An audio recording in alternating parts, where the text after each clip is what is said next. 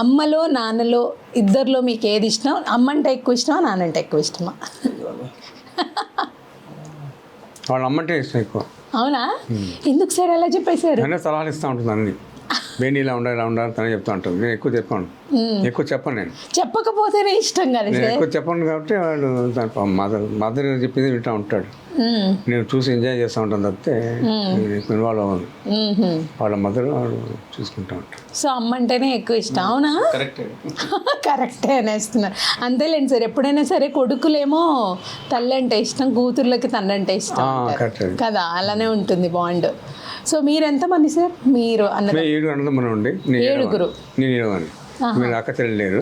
7 అన్నదమ్ములు, నేను 7వాడిని. ఇక్కడ చూసాను మా అన్నయ్య, ఆయన 5వ ఆయన. నేను మిగతా వాళ్ళు సరే లేరు. మీరు ఒక్కరే ఇండస్ట్రీలో సెట్? ఆయన ఒక్కనే ఇండస్ట్రీ సైడ్. అసలు మీరు నిజంగా లక్ కదా ఇది. లక్కే. ఎవరు లేకుండా మీ అంతటి మీరే వచ్చారా? అంతే కదా. ఇన్స్టిట్యూట్లో చేశాను, ఫిల్మ్ ఇన్స్టిట్యూట్లో. అవకాశం భారతీరావు ఇచ్చాడు ఫస్ట్ పిక్చర్ కిలకేపూరాడు. ఆ తర్వాత ఇండస్ట్రీలో కంటిన్యూ అయ్యి రకరకాల క్యారెక్టర్ చేస్తూ ఇండస్ట్రీ మంచి పేరు తెచ్చుకొని నటుడుగా స్థిరపడ్డాను. సార్ మిమ్మల్ని చూడగానే ఫస్ట్ అందరికి ఒక డైలాగ్ గుర్తొస్తుంది, పీతుహు డైలాగ్.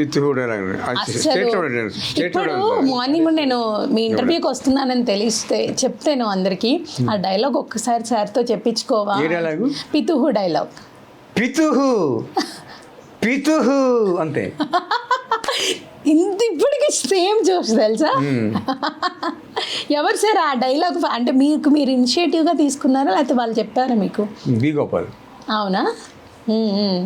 బట్ అంతమంది ఆ డైలాగ్ ఇంత పాపులర్ అవుతుందని ఎక్స్పెక్ట్ చేశారా మీరు? అప్పుడు చెప్తున్నారు ఎక్స్పెక్ట్ చేయకుండా ఎలా వెళ్ళిపోయింది. మిమ్మల్ని మీరు కనిపించినప్పుడు ఎవరైనా అలాంటి డైలాగ్ వేయడము అంటే కొంతమంది నవ్వుతూ ఆడుతుంటారు జనరల్గా. అవునా? ఆడుతుంటారు, చెప్తా ఉంటాను.